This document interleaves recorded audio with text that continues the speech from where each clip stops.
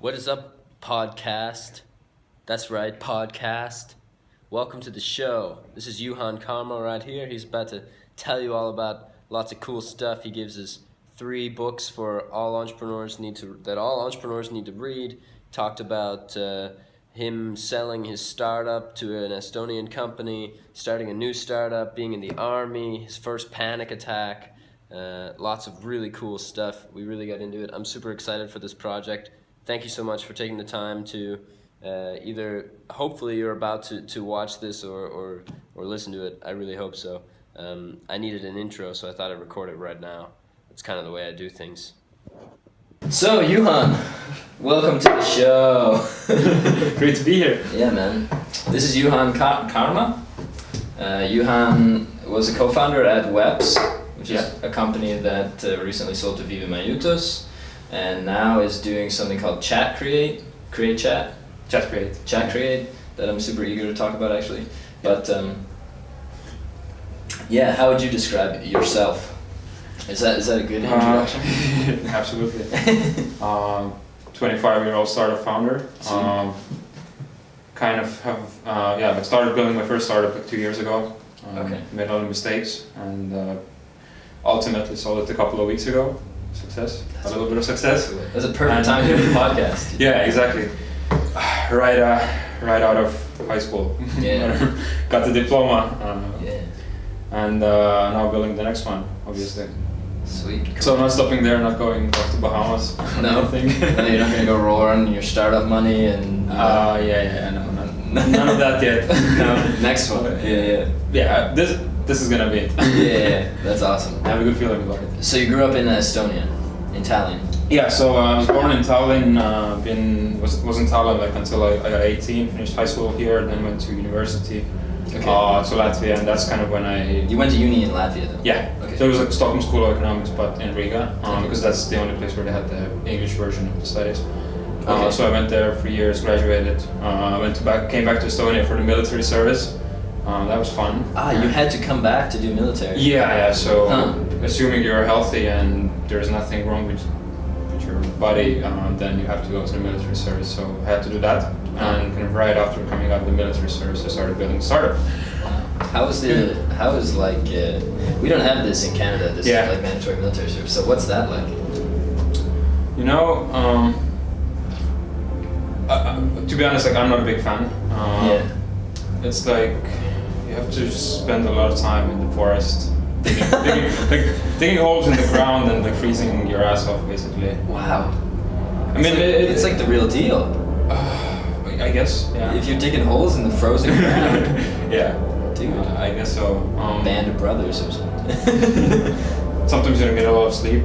Very good for the discipline though.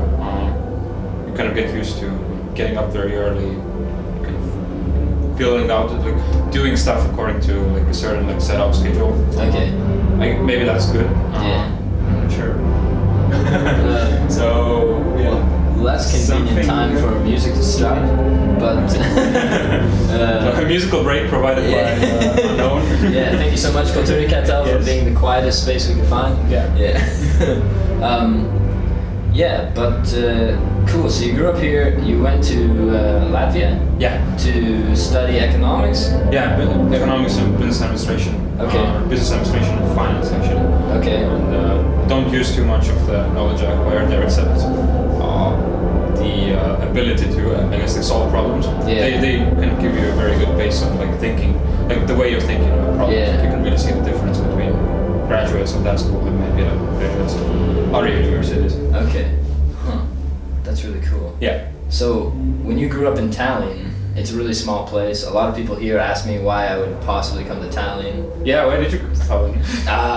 Plane crash, no. But in Tallinn? Yeah, exactly. The plane just happened to be going over, but no, I came here to study and I disappointed my mom and left and founded a startup myself. But this episode's all about you, Johan. So when you grew up here, you grew up in Tallinn though, not Pärnu or something. Yeah.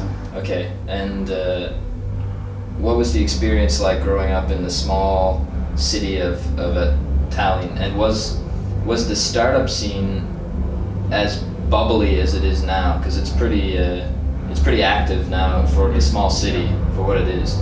So, I mean, Tallinn like never seemed like big, or like then again like I didn't know the difference of like Tallinn versus maybe like some other big cities because I hadn't lived there before, like I maybe have now. So it seemed like it is what it is. Basically. Speaking about the startup scenery, I wouldn't know again because like I only got into it after the uni. Before like going to uni, like I knew that I want to build my own company like since I was like what 12, 13 probably, but I didn't really know anything about the startup scenery in Estonia. To be honest. And it was when you grew up, was it pre-Skype? That's kind of how people measure the startup scene here. It seems like Skype happened and then everything else happened. Was were you your startup interest then was pre or post Skype? I guess you could say so, but it's like no way related. Like I didn't get into startups because I didn't Skype. Oh my gosh, Skype exists. I need to get into startups. Okay, cool. That's super interesting. And then you founded something called Weps. So like the way I actually got to Weps was that I was in the military service, and in the military service you have like certain amounts of time free during the day when you're actually like allowed to use a computer, which sucks. But basically I had like some free time on my hand and like nothing really like meaningful maybe to do. So I had this like other friend who was just like registering a new business. He was like in agriculture.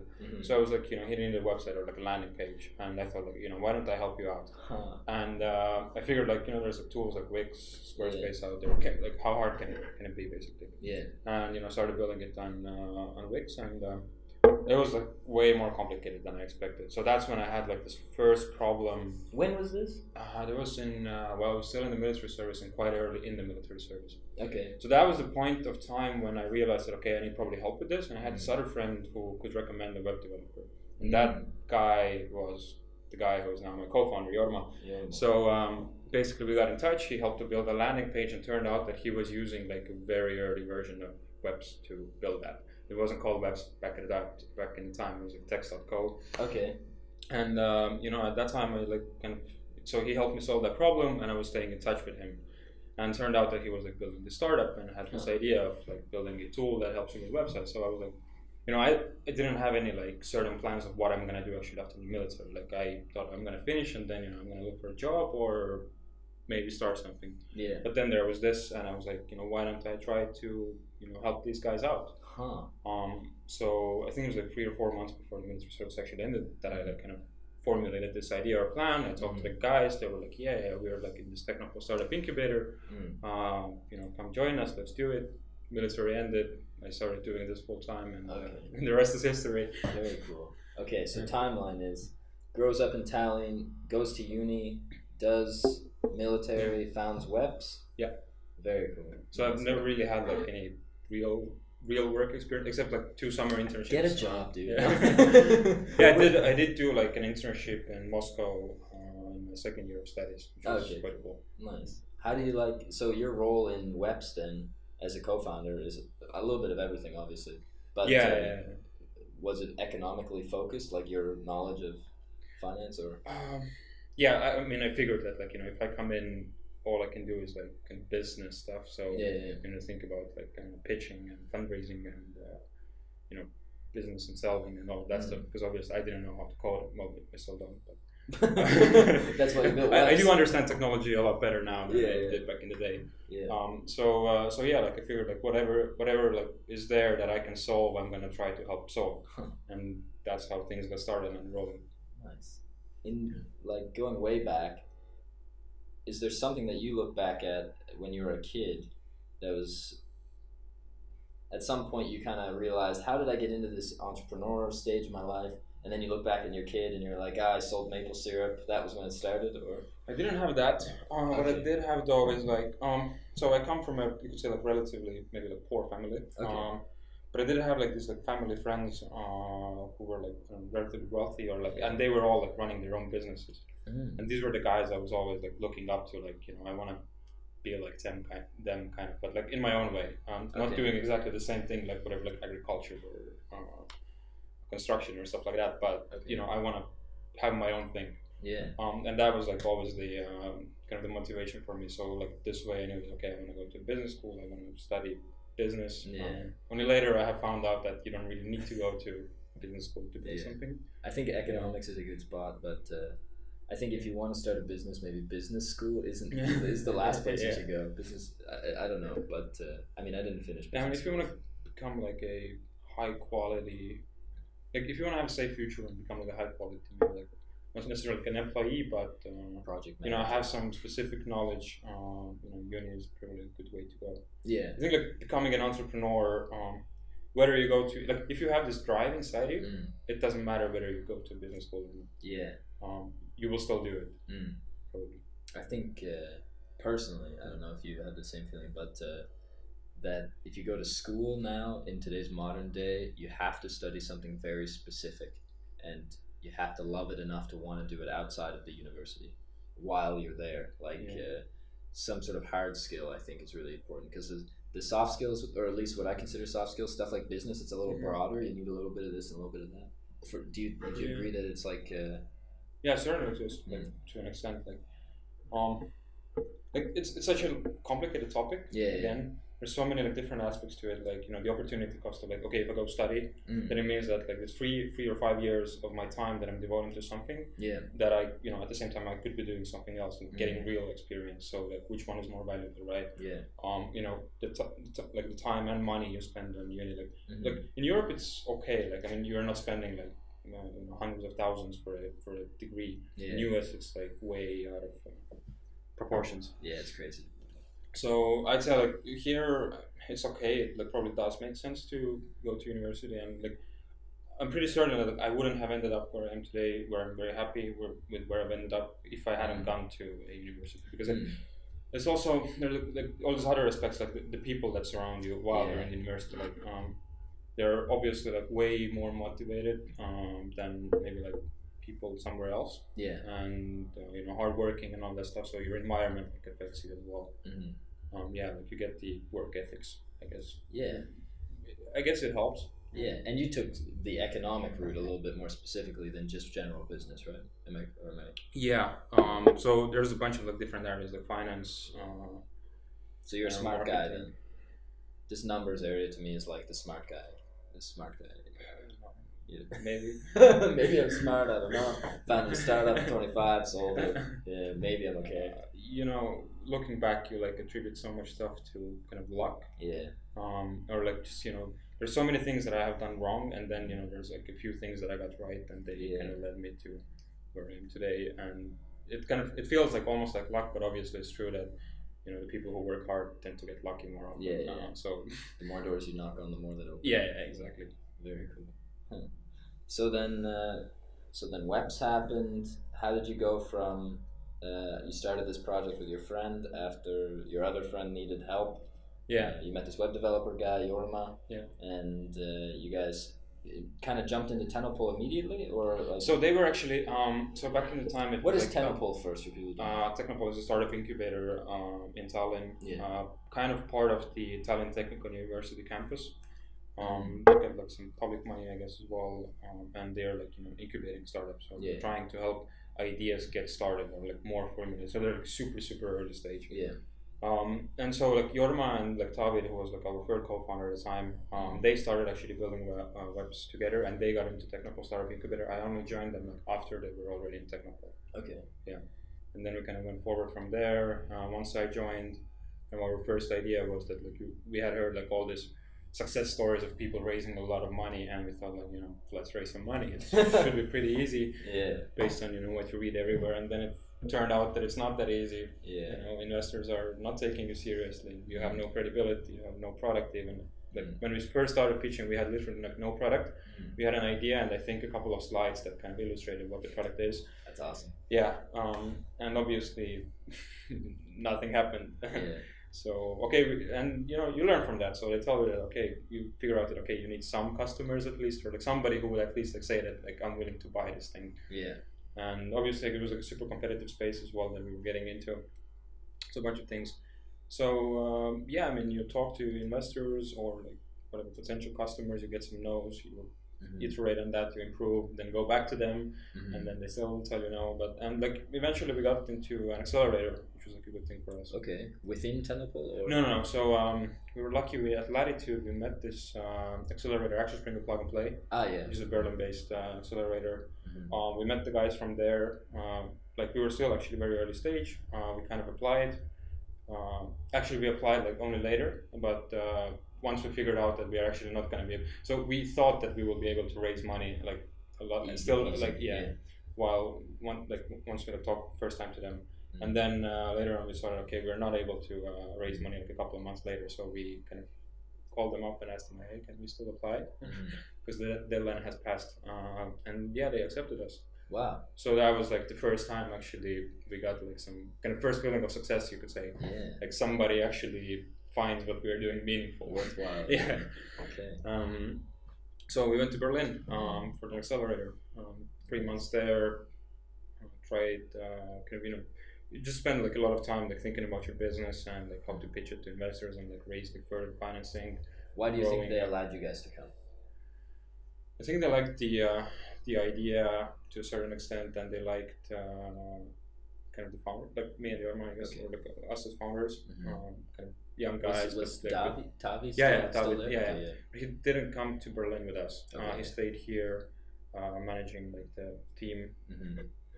So, how big was your team actually outside the co-founders? So at the height, it was 9 people. Wow. Okay. Which, like looking kind of back in hindsight, we definitely like scaled too early. Do you think? Yeah. Absolutely.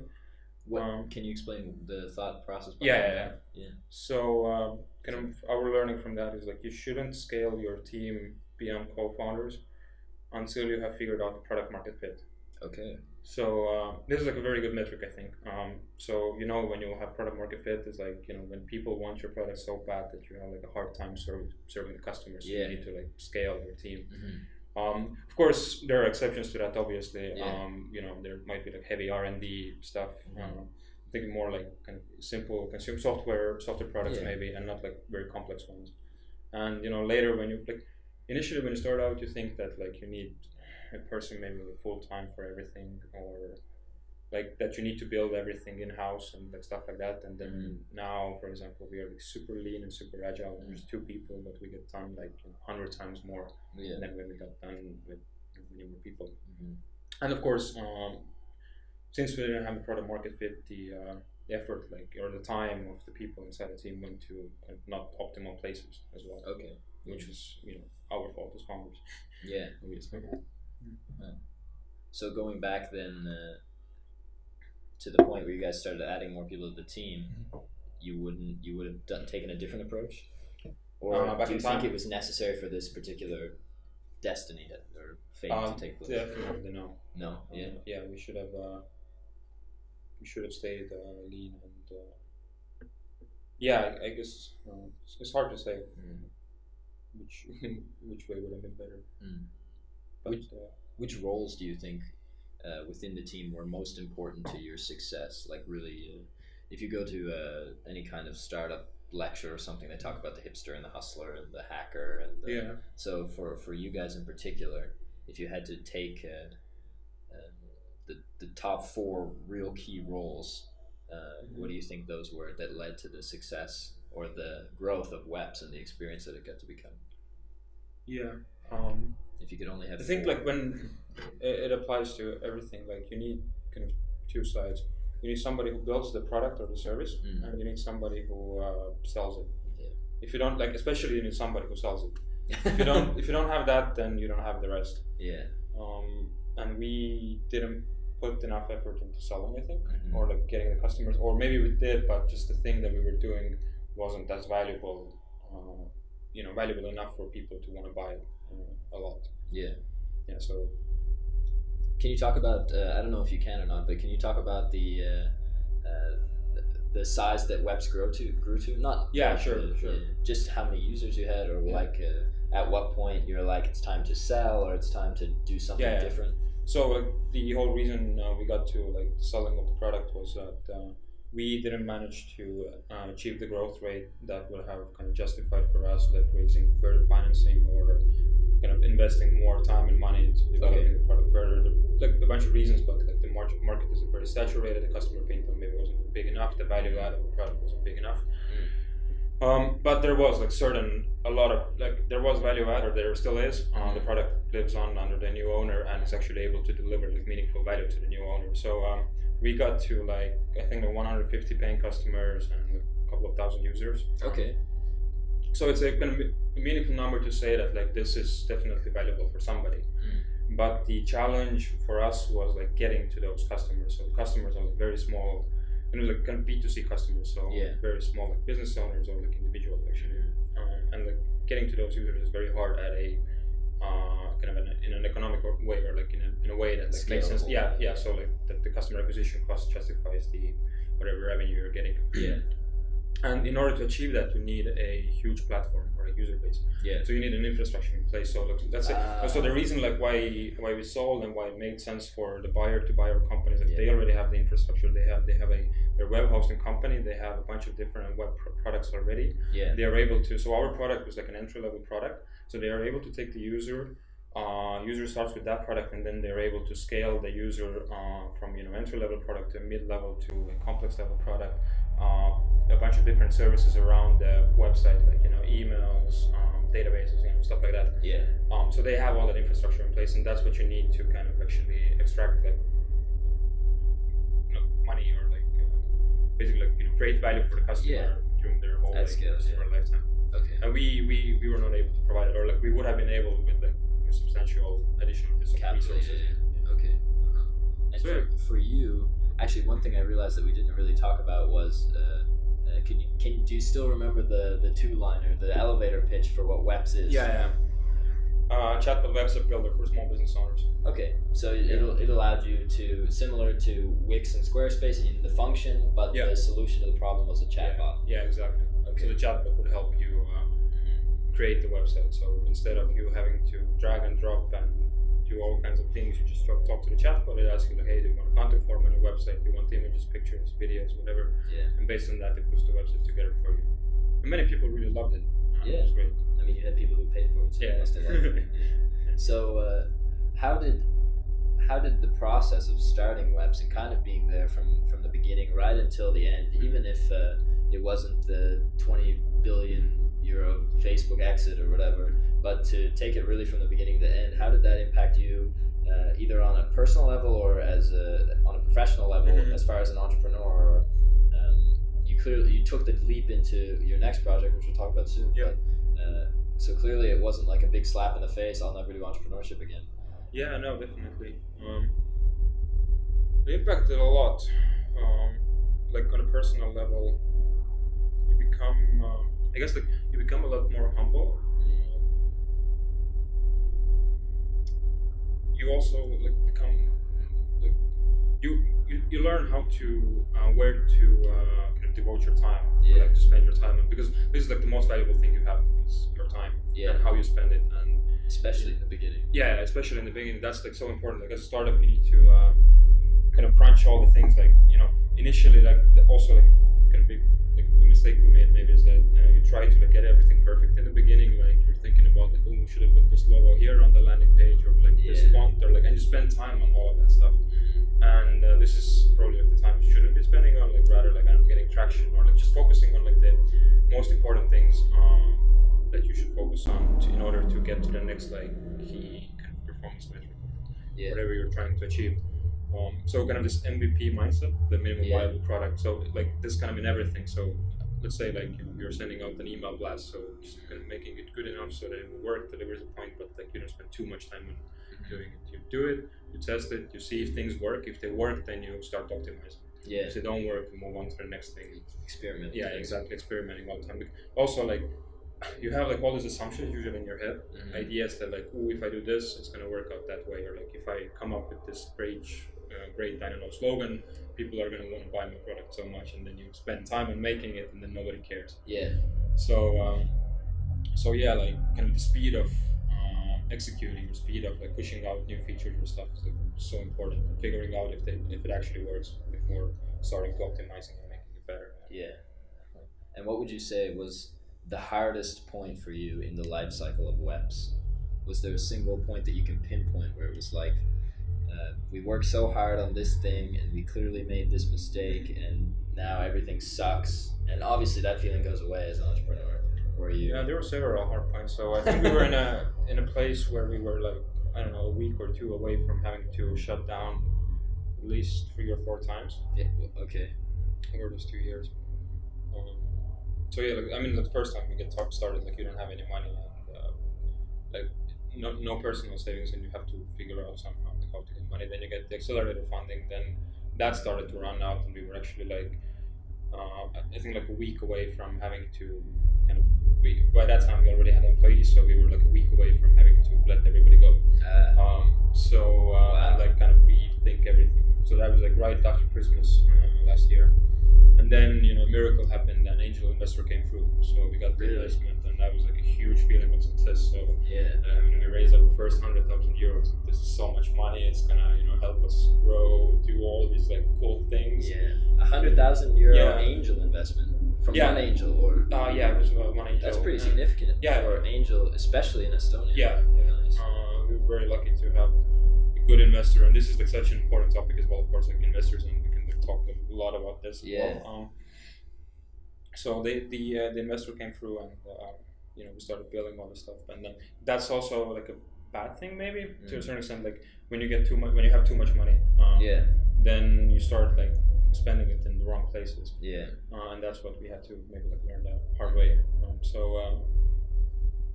You know, we were doing all these things, and then, you know, I think 5 or 6 months went by, and then like again we were like out of money, and we didn't manage to raise additional financing. Actually, we were in a situation where we had basically locked in the next additional financing. Okay. And then on the last day, actually there was like one signature already like from the investor side on the contract, and then they pulled out. So that was like devastating. I remember this moment. Like I was in the office at like 10 p.m. in the evening, and the email comes through, and like I had been waiting for like 4 days on the response. And and then, you know, they told me that like nope. And then, you know, like your last straw is gone. There's not gonna be any more money. So what do we do? And at that point, like we had to make this decision, like whether we, you know, what do we do next? So how are we gonna survive?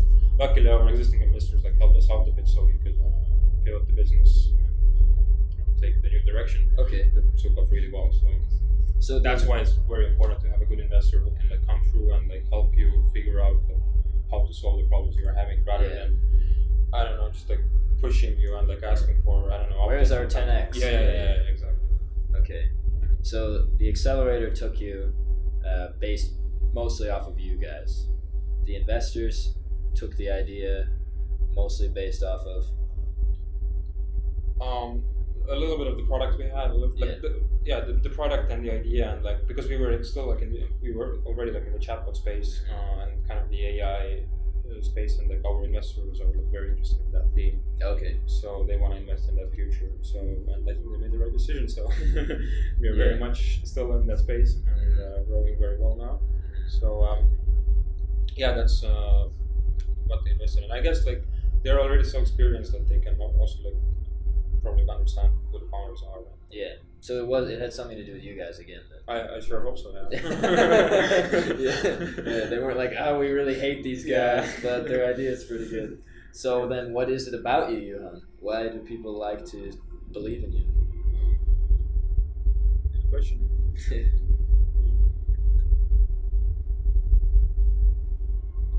I try to be like trustworthy, deliver on my promises always. I think one of the main themes also, like as being an entrepreneur, and kind of the main like ways you live your life. It's like not just entrepreneurship, but the way you live life in general. Yeah. The mindset of always like giving first, or like, you know, providing value in everything you do. So you know, trying to help. Like somebody comes to me, you know, asking for help. Try to help. Asking you to guest on a podcast. Yeah.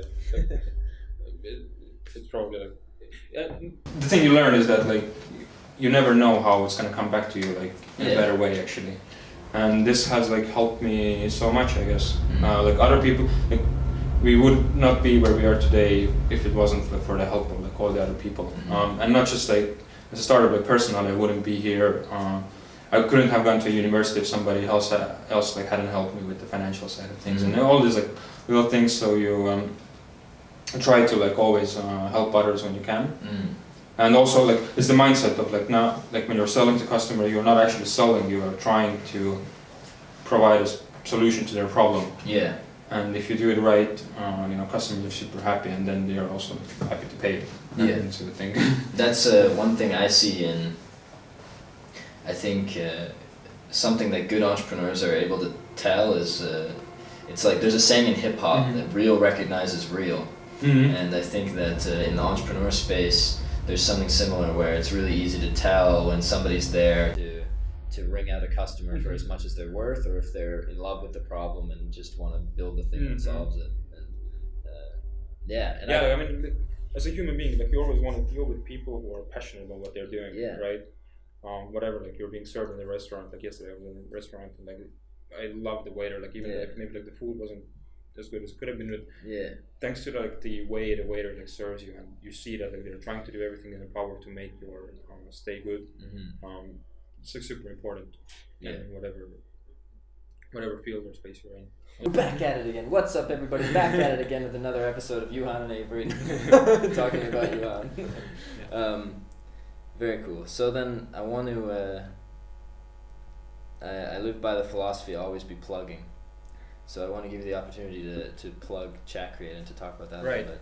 So just to wrap Weps up, you exited from Weps, and your investors were happy?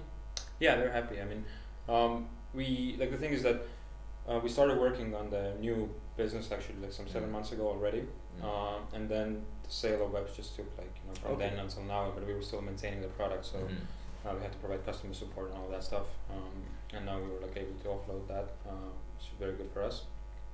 But we are already showing like great, very good growth with the chatbot business. So just to kind of give a big like little understanding of what it is. Today, like companies with large customer service teams are spending a lot of time and money on like solving repetitive issues. Okay. So let's say you're a telco, like people call you 10 times a day or like 100 times a day asking. Like, I'm very popular. People call me at least 100 times a day. Yeah. But they like call you, send you emails, all of that stuff, asking like repetitive questions. And today, AI or like technology is kind of like smart enough to handle a bunch of that stuff. So it's able to you can like train machines to understand human language and respond to that accordingly. So that's what we essentially do. Like we optimize customer service for large enterprises. It's like one side of the things we do. Okay. And it's not just actually optimization. It's actually giving or like building a solution that actually kind of levels up the customer service of the company or like makes it better than it is today. So oftentimes today, you reach out a company and you're like, please stay on hold for, whatever, like 5 minutes or 10 minutes, or like you are number 15 in the line, right?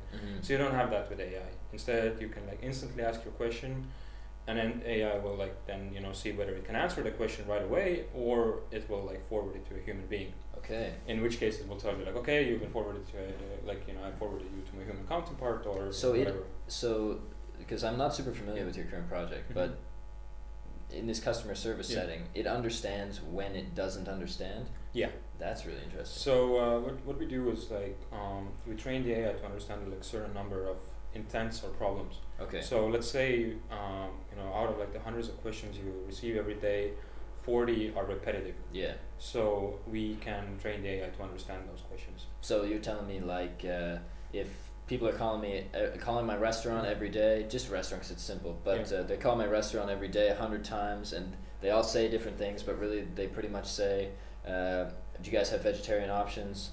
Exactly. What time are you open? And can I book a table? Correct. Or this sort of thing. Yeah, so the natural language processing engines, we train them to understand like different variations of the same way of different way of explaining or like expressing the same problem. Okay. Right. So there's a bunch of different ways you can express your problem, but the meaning is the same, right? So you can ask like, where is my money from a bank, for example? 5 different ways. Where's my money? Where's my What's money? up with you my spent money? It all on coffee. Yeah. So that's what we do. Okay. So then. So what it means for the customers is that like they get solutions to simple problems very fast, or like instantly and 24/7. And at the same time, the customer service team of companies has the ability to focus only on complex issues instead of copy pasting the same answer, into their text field. And you guys are, text based. It's chatbot world Yeah. again. Yeah. The thing is actually that, for example, Siri is Siri or Google Voice. It's also a chatbot actually. Okay. It's just that there's various interfaces that you can use the chat for. So it can be like texting, which is like growing in popularity a lot now. Companies are like on Facebook Messenger now providing customer support, WhatsApp, Viber, Telegram, Kik, all these different platforms. So you can have your chatbot in those platforms, or you can have it also on voice. You can integrate it with your phone systems. You can put it on. Putting a Siri is a bit more complicated. You can do that with Google Voice, Alexa, all of those platforms. So they're growing in popularity really fast right now. Nice. So then, what ChatCreate does is builds these systems for fairly large scale and focusing on customer service, or I know so we do. There's a couple of different things to that. So one side we do is customer service optimization, and this usually makes sense for large companies. So the thing is that if you are, if you don't have even anybody full time in customer service, probably it won't justify the investment. But if you have 5, 10, 50, 100 people in customer service, then it probably will make sense. Most likely, definitely will make sense. To build that sort of solution. The other aspect to it, to chatbots, is marketing and customer onboarding that we do as well. So what it means is that today, kind of the online customer acquisition funnel oftentimes for companies works in a way that we do Facebook ads, for example. We do Facebook ads. You pay for 100 clicks. Those clicks come to your landing page. And come to your landing page, and ultimately what you want to do them is either to sign up or give their email or contact information so you can nurture them further. And what usually happens is pay for 100 clicks, and out of those 100 clicks only 5 or 10, if you're doing well, actually convert into leads that you can actually either nurture further or get as paying customers. Now what we do with chatbots is instead of taking the customer to a landing page or whatever other kind of interface, you take them, you link the Facebook ads, for example, with the chatbot, Facebook Messenger chatbot, for example, and they directly go into the chatbot, and the chatbot starts talking to them. So, and the chatbot starts having a conversation with them. Hey Avery, how are you doing today? What can I help you with, or can I help you with finding the perfect coffee spot for your lunch, or something like that. And it starts having the conversation with you, and you can predefine the conversation tree based on your past experience of onboarding customers, and you can collect information from them, and you can understand actually what your customers want. So instead of having this one-way conversation with your users where you are the one pushing information to them all the time, and very rarely getting actually input from them, with your email marketing funnels and all of that stuff. It's very one way. Exactly. You start having a two-way conversation. It's predefined to a certain extent, but it's still so much better and so much more interactive than email.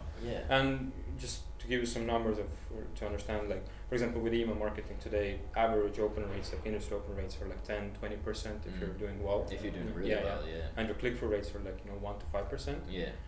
With Also chatbots, exactly. With chatbots, we are seeing speaking about the customer onboarding and the marketing side of chatbots, we are seeing 90 to 100% open rates and 30 to 60% click-through rates. Which is amazing, and just thanks to the fact that first of all they're innovative or new.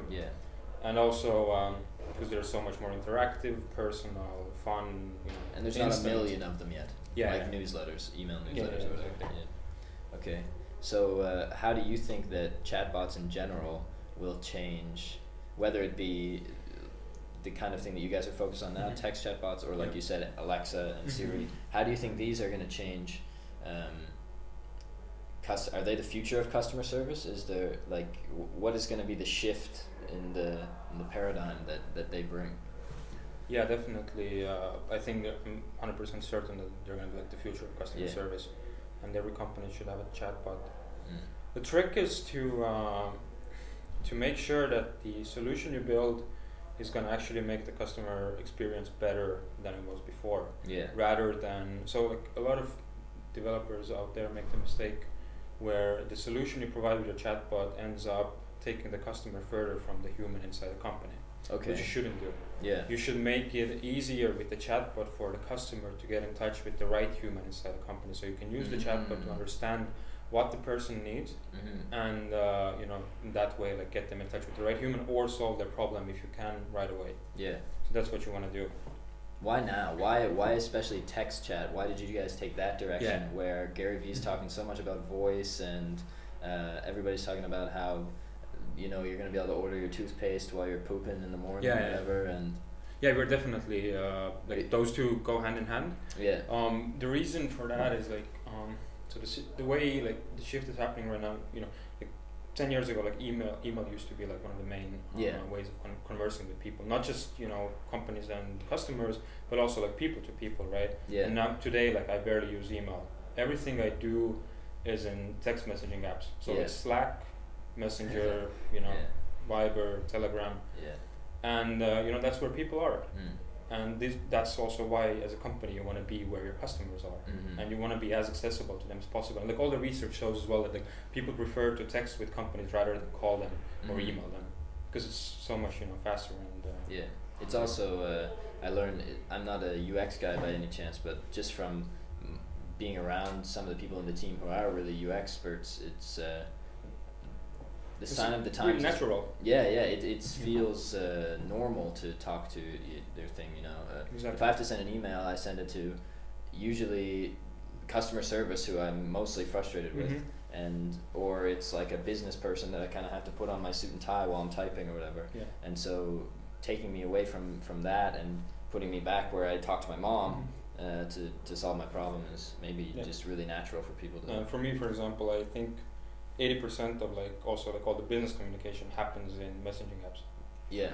Even Yeah. So you mentioned Slack, and that instantly picked my head up, because if you guys can get in Slack, just from like my kind of marketing brain, is that people in Slack are very unique. People using these. Is that a space where you guys are looking to these more like team based? Yeah, we do Slack bots as well.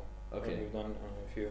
So you know, just like any other messaging app, just Slack is usually used for internal communication, right? So you can do like a bunch of like integrations. You can just have like sometimes within the company, for example, customer service team needs to submit some forms to the development team. Yeah. Right, or like needs to submit an issue, and they need to go through a set of steps. So you can also like, you know, automate that, or we've done that. So you know, the chat, instead of a human like going through the process, a chat asks, chatbot asks like all the right questions, and then you know, it's integrated with your like Jira or whatever, like CRM and whatnot, and then, you know, it forwards the information there. So other than not scaling too quickly, your team and that sort of thing, what other are you with Jorma still in this? Cool, that's really interesting. I didn't know that. Other than that, what big lessons will you on a kind of personal level take from Weps and the experience there and its eventual success and wrapping up the idea to this similar space, but kind of a fresh start, I think. What lessons will you take from one spot to the other that come to mind? Several. So don't fundraise too early, I think. Okay. Is that a mistake you guys feel you made? I wouldn't say it's a mistake, but it would have been. So it's easier to get money from customers than it is to get money from investors. That's the hard truth of it. Now, you know, we get paid enough by the customers, and we don't even like. And also, like, you wanna raise money when you don't actually have to raise money. That's like the best place to be in, because then, you know, nobody can dictate the conditions to you. You're the kind of in a position of power. So that's like about fundraising. And at the same time, like, if you sell to customers, it's like so much better. So first of all, you get money from customers, assuming that it's like a product or service where you can get money like before selling it to them. Sometimes, you know, that's not the case, of course. You get like validation for your idea. You get feedback from your customers, so you can improve on that. You get credibility, obviously, and you know, you can use that for, you know, further growth, references, raising money from investors. You can show them, you know, here's like, you know, a bunch of, like, nobody can argue with traction. Yeah. So you know, there's like all these. This is a horrible idea. Say it to my customers. Yeah, exactly. Like you can say that it's a horrible idea, but like, you know, if 10 million people are willing to pay for it, then how can you argue with that? Yeah, exactly. So that's really important. One thing.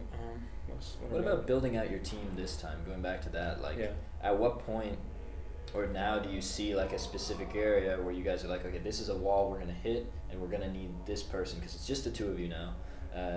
I know Jorma, your co-founder, is more technical side, I would assume, and you're the, like you said, the guy who sells the thing. Yeah, and like design and strategy thing as well. Building chatbots is like I'd say like 30 to 40% like technical work, and the rest is design and kind of this conversational design thinking and building the and whole you're taking experience. this end. Yeah, like That's we're interesting. both doing. Yeah, I mean it's a startup, so everybody's doing Exactly. everything. But yeah. In terms of like scaling the team, I can see that happening. Definitely. It's just more interesting for us to, or like our focus is more on, like, we still have capacity to like execute on the clients we have and bring in new ones, and it's all very good. But also, it's amazing how much you can like either outsource or use already existing solutions and incorporate them instead of like having to build it in house. Yeah. So we do that, and it's working extremely well for us. Yeah. So we don't really need to like scale the team at this point. There is somebody who's working with us already now, like quarter time, and might bring him on full time. Let's see. Cool. But you have to be careful about it. Yeah, and when you're building these interpersonal relationships within the company, you and Jorma clearly like something. There was a spark. You stuck together. You started this new thing. You didn't go separate ways.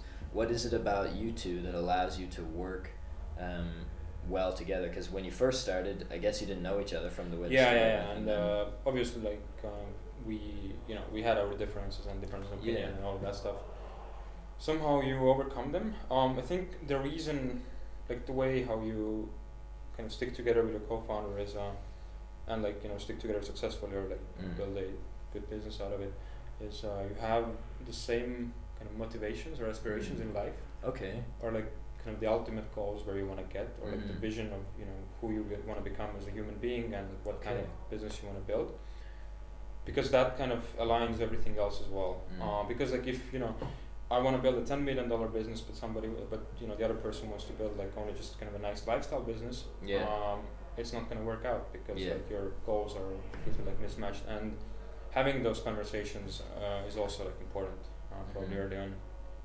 So for you then, what is it? What do you want to be known for? Because I think that I mean, you said you're 25 now. Yeah. So after ChatCreate, there'll be something else, or this one will scale. Pretty out. sure.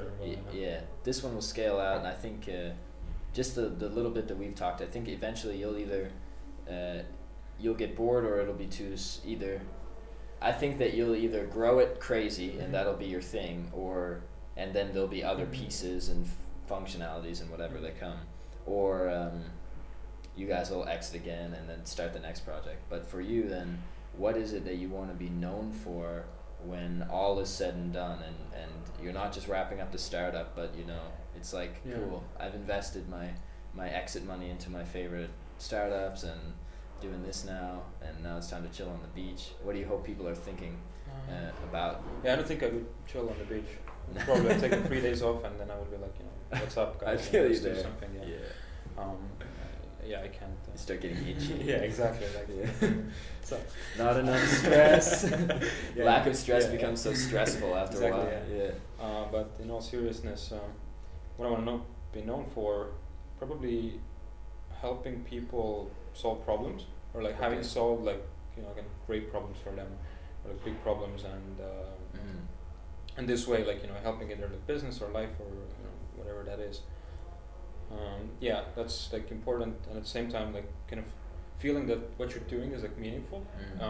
It's exciting at the same time. So just meaningful maybe like is enough, but it has to be like exciting, rewarding, fulfilling, like all of those things. And you're like striving towards something. So you have the initial goal, like okay, let's get like 5 customers, or like let's get like 100K in revenue, or like, and then there's like 1 million in revenue, and like you go from there. But it's probably not that much about the money, I guess. To a certain extent, maybe it is, but not that much. Because like you can make money in many other places if you wanted to make money. And startups are definitely not the thing to get into for making money. Which I probably realized too late, but now it is. I think the thing about people who found successful startups is it at least doesn't start as the money. If money was rocks and that was what we traded or whatever, then it's not about the Ferraris for the real guys. I think. Yeah, no, it isn't. You want to you kind of have this drive inside you, I guess. You just want to do it. You really. You can't imagine yourself in some other position. Yeah. And you want to know that what you do has an impact and it's meaningful. What is it about ChatCreate that's impactful or meaningful for you? Yeah. I mean, we're completely changing, in a good way, the way people interact with businesses, and we are bringing in this important part to the whole equation of brands and users interaction, and making it better, or at least trying to make it a lot better than it is today, and we're hoping that it seems to be going pretty well.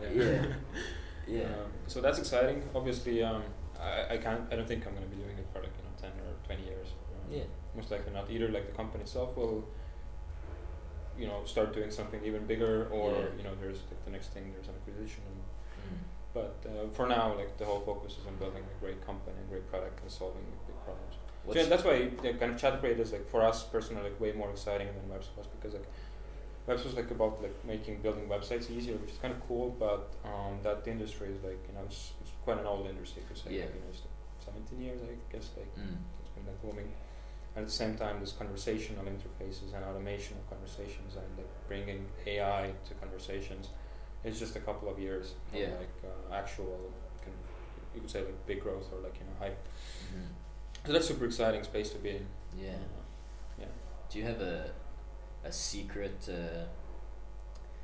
kind of interest or hobby that's something totally unrelated from startups? Either completely unrelated from startups or something that you hope you can one day or that now maybe on the side you're really into studying ancient philosophy or something? Not ancient philosophy. I mean, the basic things like sports, obviously, it's important. Healthy spirit, healthy body, healthy mind. I get you. That goes. Healthy spirit. They goes hand in hand. I play the piano. I love playing the piano because actually the first 9 grades I was studying in Tallinn Musical High School before going to a different one. So you guys stream based off this. So it's I remember the times when I kind of didn't like doing that because I was kind of forced to do that. But now I love it. Oh, that's so cool. It's amazing. Yeah. That's pretty badass. I think piano's I don't know. It's how to be super classy but super gangster at the same time. Just learn how to play piano. Yeah, exactly. Anywhere you can go to New York. Yeah. You get your clock around your neck. Nice. Very cool. So then, what sports do you play actually? I used to do cross country skiing. Okay. Not on a professional level, but pretty amateur, a bit more than amateur. Yeah. Okay, so that's a good. But back in high school and earlier. So I was doing that now, not that much anymore. So how does being awesome at cross country skiing, and then going to the military, and then becoming an entrepreneur, What they have in common? Is there a line through that? Because definitely. Well, maybe not the military part, because that's kind of forced upon you, but sports and startups, I think, have a very strong connection. So it is the mindset of setting goals and achieving those goals, and sticking to the routine and discipline, and working really, really hard. Definitely so important, because the way I guess you get to success or achieve something in life is you have to put in the work every day. And most of the time it's hard, or it's not exciting or glamorous. It's just kind of the way startup or working life looks right now is 11 p.m. On Sunday you are sitting behind the computer and doing something, sending out emails or pitches or trying to figure something out. It's not glamorous. You're not drinking beer at events all the time. Stuff like that. I think that's in my mind at least. I'm sure you were much better at cross country skiing, but when I was training climbing a lot, this is I see the connection here of lack of glamour that people kind of imagine. Especially, I was never pro, but I was competing and I got to meet some people who were climbing, mountain climbing. Yeah, rock climbing. So Yeah. I couldn't do that. I went to the mountains first time this summer. Not in Estonia, you did. No. It was in the south of Poland. Okay. They have this Tatra mountains. Okay. Had my first ever panic attack there. Man. Over the last one, like 2,000 meters up in the sky. Mountaineering or? That was so. They have like this, normal mountain pass, which easy. You just walk on them. Of course, it's not easy, but it's fine.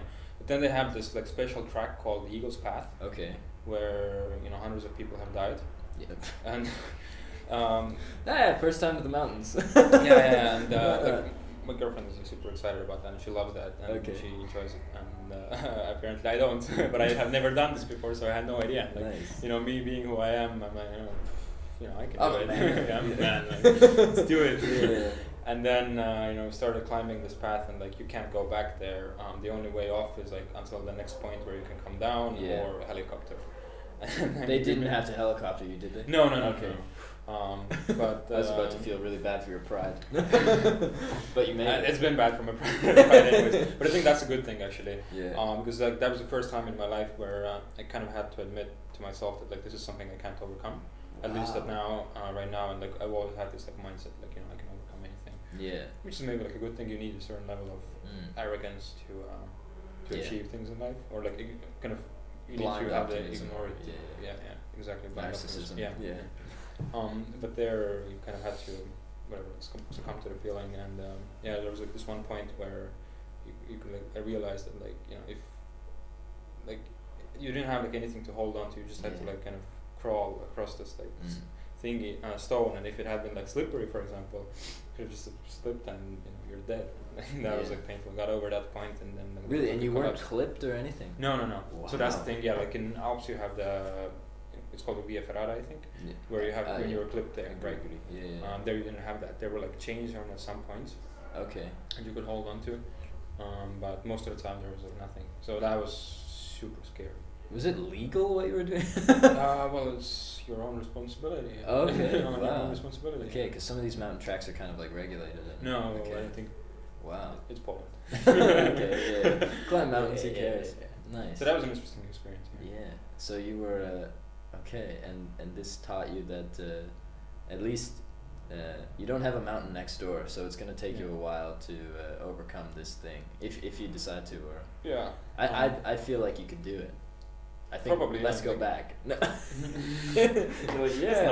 Yeah, sure. Call me sometime. Yeah, maybe. So, I'm not gonna say that. I'm not gonna do it. Yeah, I get you. Yeah. No, it's a challenge that you really need to overcome that fear. But everybody has those fears. Somebody's afraid of darkness. Yeah. And I always I never had enough maybe respect for people's these fears that are you can't rationalize them or explain them. Yeah. But you still have to take them seriously, and you as another human being, you have to respect that. And when somebody, for example, tells you that something you're doing is causing them to fear what you're doing, then you should take that into consideration.